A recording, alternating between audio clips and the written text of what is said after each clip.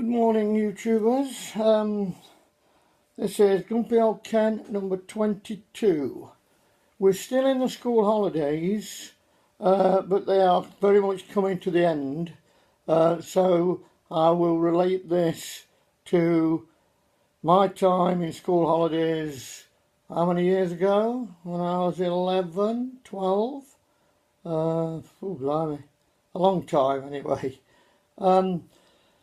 I have 4 grandchildren: Helena, 16, Angelina, 14, Tommy, 11, and Ted, 6. Helena is starting a new college, and the other 3 are back to either the schools they attended or, in Ted's case, is it the first time? I'm losing count. You know, I'm getting too old for this. They are very excited. I will try in one of the vlogs to put them on. I'm very proud of them, we all are. And they're looking forward to going back, somewhat reluctantly in some respects. I think back to my own days, and of course 1952 it was 11 plus. Change of school. I was one of the lucky 6, if you like, from the junior school to go to the local grammar school. Now, in my case, it was in another town, Long Eaton, and it was a new school, a new situation altogether, somewhat daunting for an 11-year-old village boy, very naive, very inexperienced in many things. It entailed going to Borrowash to get a bus in the mornings and leaving our bikes, very sit-up and beg bikes in those days, at the local abattoir by kind permission of Mr. Coates, I suppose. And then we got on a bus. This was in Borrowash. We got on a bus and travelled to Long Eaton. I don't remember going to Long Eaton previously. And then a walk to the school itself, not direct route from the town. We had to go down side streets, get it right, for the convenience of other people.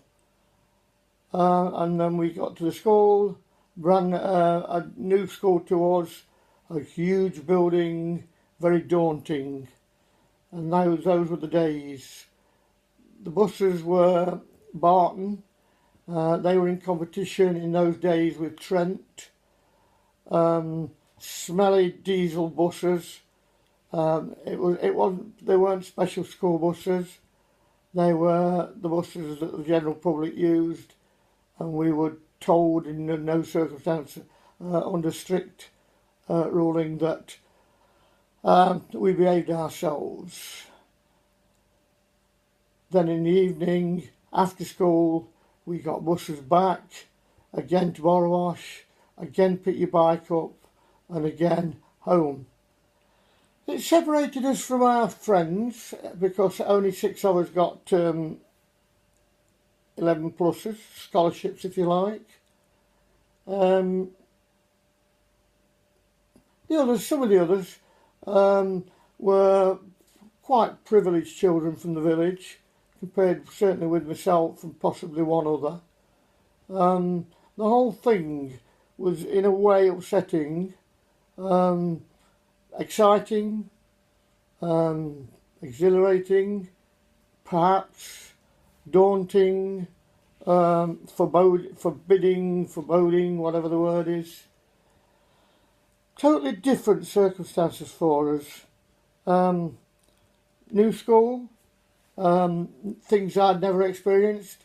We were to do Latin, boxing, hockey, cricket, football, biology, learnt all about the amoeba.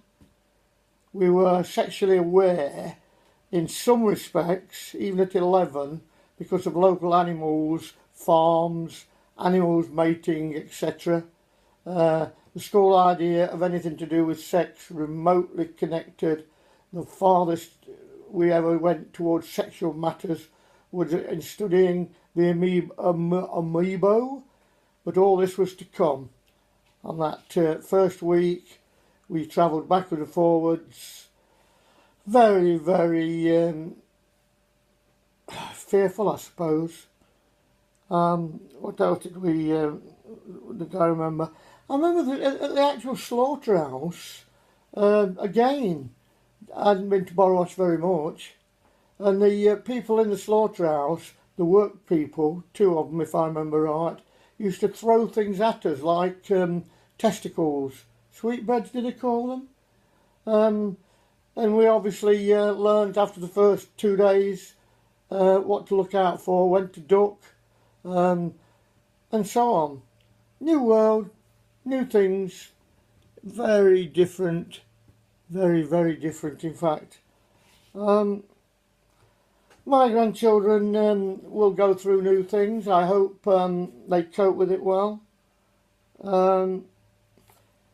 New uniforms, they look magnificent. I will try and set up, if parents agree, pictures of my grandchildren. Our school uniform that we wore at Long Eaton Grammar was what they termed it, cabbage and custard. It was a green jacket and a hat, a very small cap, which we didn't like, and we kept, if possible, right through to the 6th form, the same cap perched on the back of your head. Ridiculous, but it was a thing that all schoolboys, I suppose, do. They fit it to their own terms.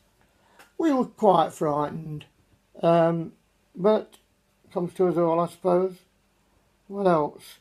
Oh, another thing was, of course, it separated us from our schoolmates in general. The majority went to Spondon House School if they didn't get scholarships. As I say, only 6 got scholarships.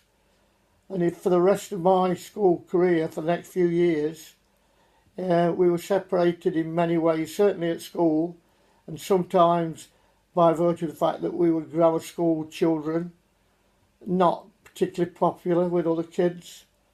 A new life, totally alien to anything I'd come across. I suppose my mother was quite proud. I don't really know. I never asked her. But it was expensive for her. Probably changed my life, I think, forever. But I didn't know that at the time. What else?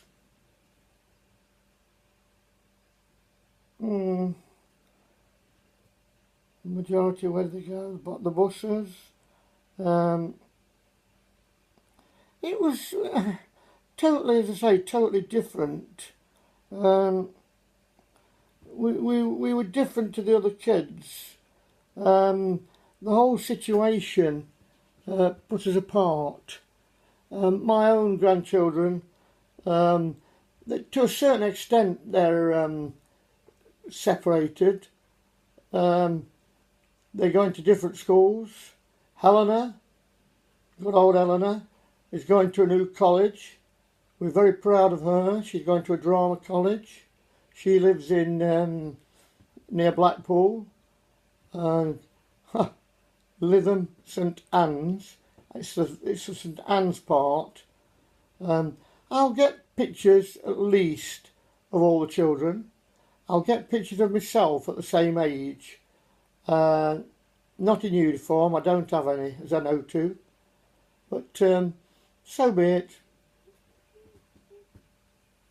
So be it. A bit muddled this week, but I wanted to do it, otherwise it'll get left time and time again. Next week, as I say, school again, end of holidays, new start, off we go again.